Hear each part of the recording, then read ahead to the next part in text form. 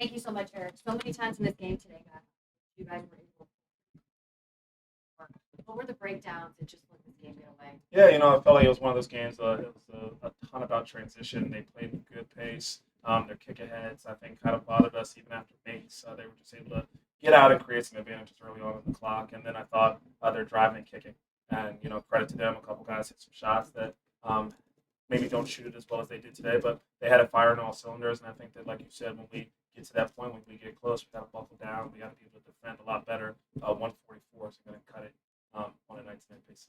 How much do you have to adjust on the fly very quickly when a guy like Norman Powell's ruled out just shortly before the game? Yeah, it does some things to your scouting report, especially a guy like that who is a big-time creator for them.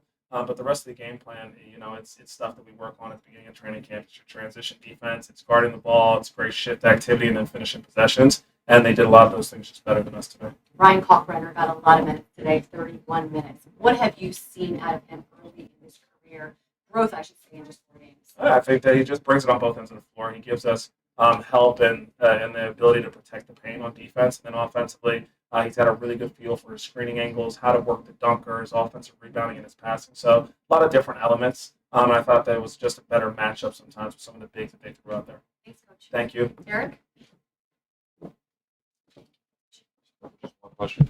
Coach, what were your thoughts on the two-man game between Trey Mann and LaMelo? They were able to create, opportunities for themselves, either for Trey or for LaMelo, especially off the three-point line. Seems like they were able to be kind of an offense between the two of them. Yeah, I think that they just did a really good job of having some patience, having some purpose in their screening. Sometimes they're slipping, sometimes they were hitting under or screening their own man before they were going to the action. So I just thought that their chemistry and how they worked well together, and then their ability to kind of get to another action. I think the possessions where the ball was moving or we were also moving people and screening and stuff, we were able to create some pretty good looks for some of their shifting.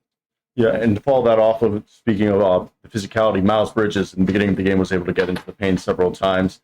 Obviously felt like he was the only one having success being able to move people with his shoulders. How much do you value having a guy like that who can kind of, use his body to get into the lane? Yeah, Miles, it's great when he's clicking and he's playing with that type of force.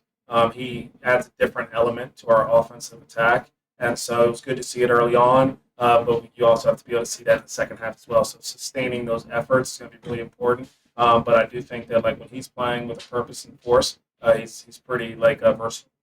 Sweet. Appreciate you, Coach. Thank you.